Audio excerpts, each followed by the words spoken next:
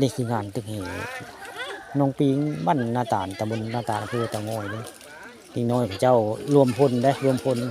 รวมพลังเนาะดึงอันมากระเสงน้ำนี่ขึ้นจากหนองเมื่อกี้นี่ไปห้วยยางบ้านม่วงคำก็ล่าแท้นี่ต้นกระเสงน้ำเหมือนล่าแท้ได้ห้วยยางก็หลายคือเดียวมานี่ก็มีคือเดียวได้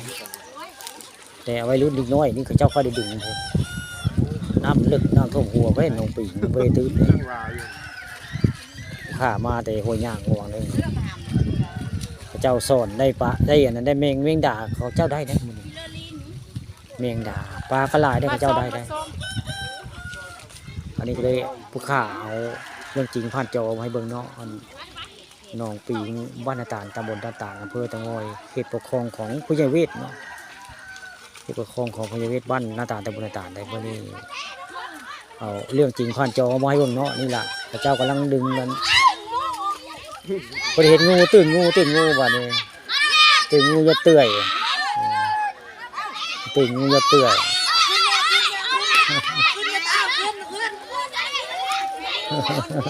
ตื่นงูเ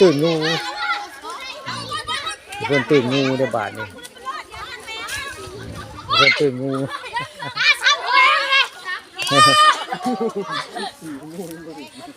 จะเพื่อนตื่นงูได้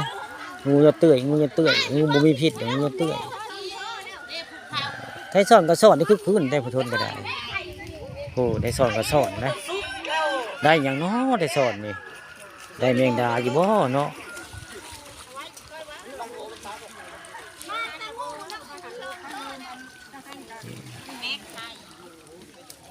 ไทยสอนถึงอย่างนี้